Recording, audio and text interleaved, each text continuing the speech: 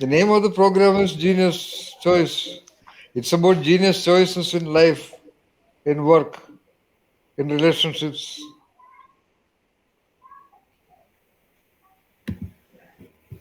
And what is required to take genius choice? It requires a very firm, very integrated, very evolved mind and sharp, creative, analytic intellect and a reasonably good body with a clear spirit. That's all. Spirit meaning that energy level, like you're all sitting. Do not think too much unnecessarily about spirit. Spirit meaning spirit, like team spirit. Now you know what is underlying in your choice, in your will to be there for the people in this Indian continent to be here at 11 o'clock. Okay. What is inspiring Nitya to be there for so many days? I think some 36, 37 sessions are over. In all the 37 sessions, not missing even a single one, Nitya was there. So that is called the spirit. So this is what it is all about.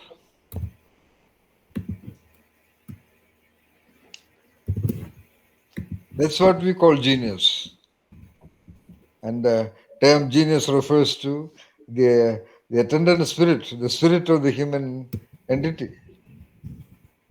Spirit manifested in expressions, in responses, in behaviors, in actions, in relationships, and above all, in language. Language meaning not just in the use of language. What is language? Language is nothing but symbolically conveying the reference and referent realities. That is called language. That is true language. Is that somewhat clear? Yes, sir. Yeah.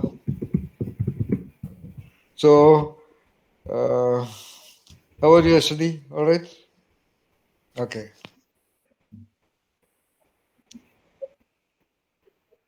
That's okay.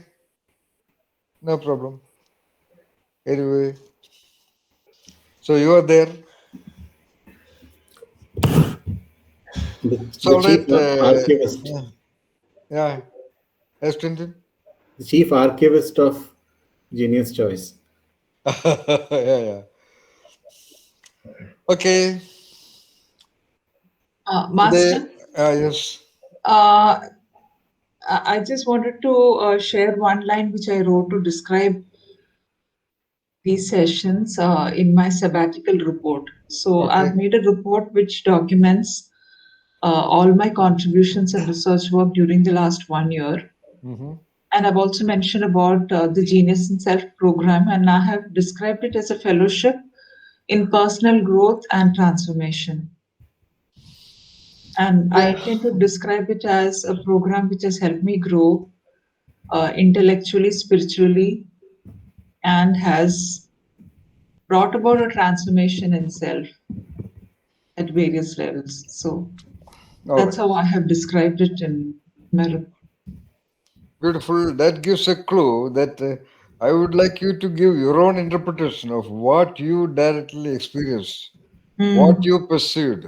mm, It may not be that easy for quick conceptualization, but once in a while you can try conceptualizing what you are undergoing.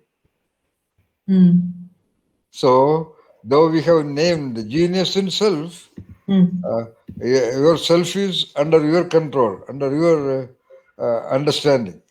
So you can give a brief picture of what you directly perceived or experienced or conceptualized about this program, Tintin. yeah. And that's what this program is all about. Mm, It is not about giving textbook information about the mm, definitions and descriptions of genius.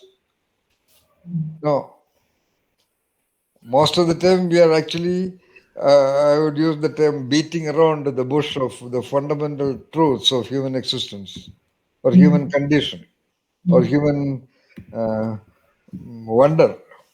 That's all. We began with creative analytic thinking, okay, without giving a name, without defining it, without giving principles and formula and bullet points about what is creative analytic thinking. You are all sort of facilitated, or your natural tendency of analytic thinking, creative analytic thinking, was sort of invoked during our discussions about the parable of the woodcutter. And at this point, I also would like to, for example, Tintin, that question. We are using case studies in our program, cases as materials for discussion. Our textbook is nothing but 3 cases. That's all, Tintin. We have a textbook that is just 3 cases primarily,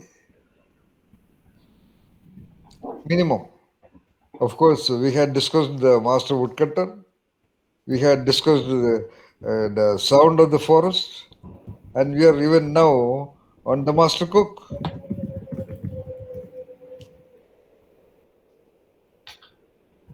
And that itself is an evidence. Just on the of a roughly 2-page parable on named master cook, which was used in the ancient Zen monasteries to enable the disciples to discover the clues to uh, define for oneself the path to Satori. That's what we are using. I don't think anywhere else in the world the Zen parables are used for creative analytic interpretation. We are using it. That's all, Tintin. I'm Yeah. answering certain things to Tintin because somebody asked for our website. Somebody wanted to know what this program is about. We don't have any websites.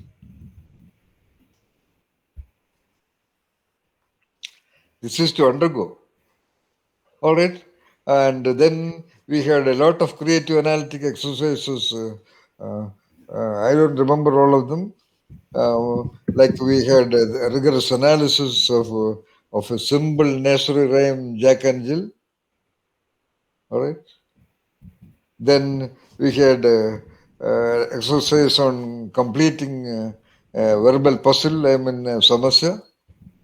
Then what happened?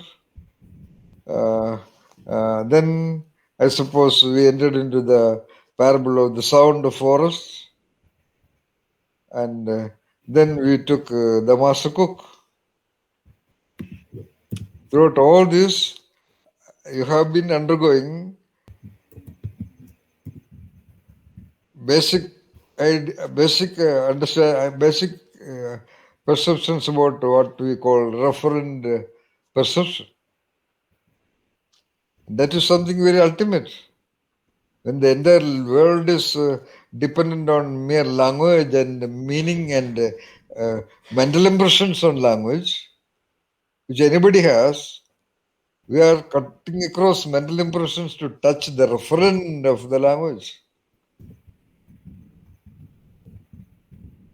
That's what we did. And